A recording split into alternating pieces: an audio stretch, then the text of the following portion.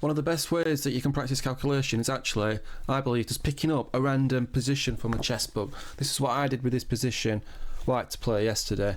Flicked to a completely random position in the book, looked at this position, and it's white to play, and I thought, well, let's just put the book aside and let's calculate as if we're in a real game. I think one of the advantages of getting random positions over looking at calculation exercises is that you don't know there's a tactic in this position. You don't know what the situation is when you look at a random position. It could be lost, it could be winning, it could be tactical, positional, it could be nothing. It could just be moving the king to another square or moving a pawn, right?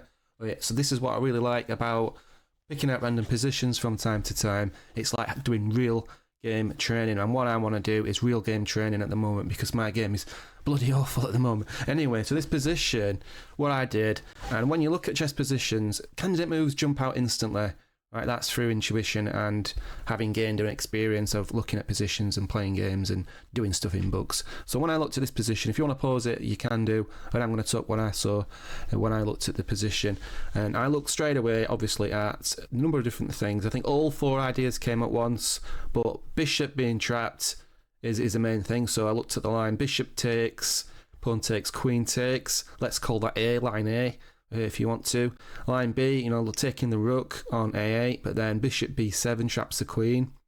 So that's line B. And I'm not going to put these moves on the board yet, because it's a video about calculation, right? So the next thing I looked at was, is it possible, with the exposed king to gain some sort of mating attack? So I looked at the queen checks, let's call that C. Obviously dismissing queen D4 check, because black just takes the queens off the board and then wins the bishop. So that's not a candidate move. But of the queen check moves, you have to look at queen E5 check and queen G5 check.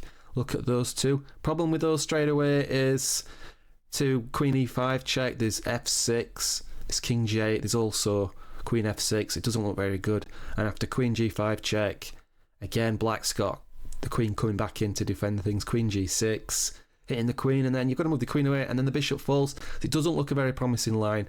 So looking at candidate D, rook left, rook F3, and then pawn takes the bishop, and then you've got to look at rook G3 check, and it looks like I only move king H8, and then queen E5. Looking down those sorts of lines, and that's the sort of thing I did yesterday when I looked at this position, and I come to the conclusion that the best move probably here is rook F3 and drum up some sort of mating attack around the king. So I will play rook F3, pawn takes bishop, rook G3 check, king H8, and then maybe queen E5 check.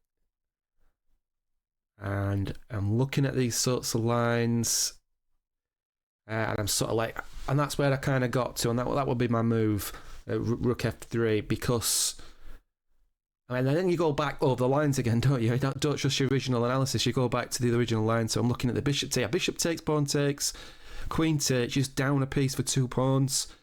Is there any compensation in that? I don't think so at all. That just looks winning for black. So you cannot take the pawn. You cannot play A. Bishop takes on C4.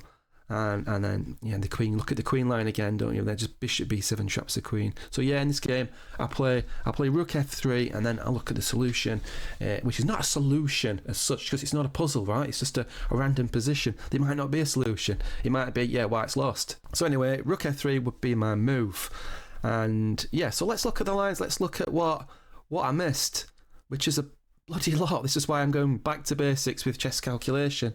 So let's look at the line A. Actually, start putting moves on the board now, I think. That'll be a little bit fair. So yeah, let's look at line A. So bishop takes, pawn takes, queen takes is the line that I looked at. But I never considered, you don't have to take the pawn. Right? White's got a plethora of other options. The check's one of them. This check's another one, but then this doesn't look right anyway. But what I completely missed is this move. Right, rook AB1 hitting the queen, right? And in combination with this candidate, this just works and this just wins the exchange. Right, so I totally missed that line. It's just like line A, point 2. So this is line A. 0.1, right, but I missed line A.2, which was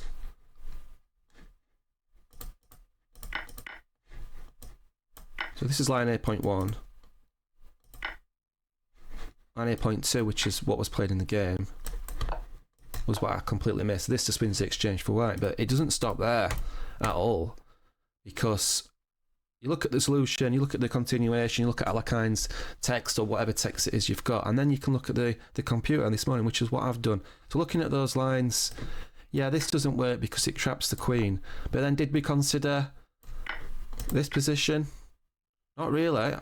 I mean, the bishop's lost, so this is lost for white, but I didn't really look at that position. You know, queen for 2 rooks is good, usually in most positions. If it wasn't for this bishop being trapped, that's probably a line. Didn't push that line enough. Calculation errors, not pushing. That's really frustrating. Anyway, looking at the queen lines, yeah, I'm quite happy with this calculation because this just doesn't work. Any of the queen checks don't work. It's pretty clear that black's got options in this one. Queen moves away, you can't take the queens off, because then this bishop's going to fall. So yeah, the queen lines are good. So happy with calculation C, not happy with calculation A, not really happy with calculation B, although this one was incorrect because you can't do this. But I didn't look at that move.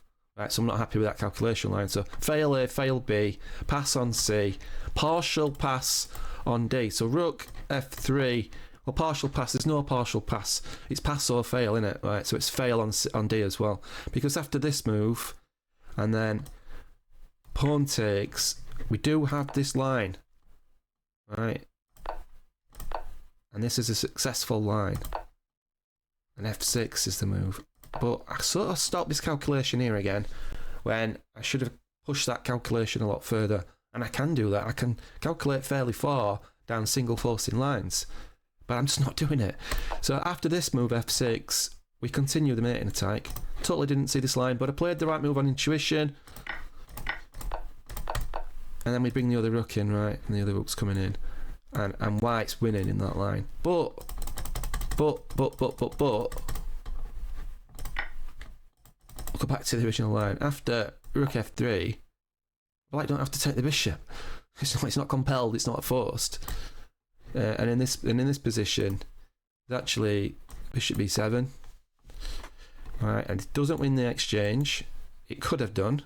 It should have been a move on the radar. It wasn't. Another fail. Right, because of the queen check, queen e5 check, for example.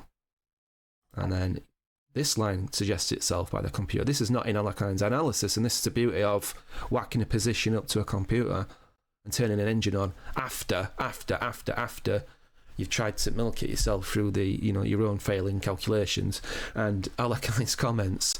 And then you can put the engine on and find other things. So this is the actual playable line, and it's still, well, this is evenish. Computer says minus 0.4, so, but this is a sort of difficult line to see.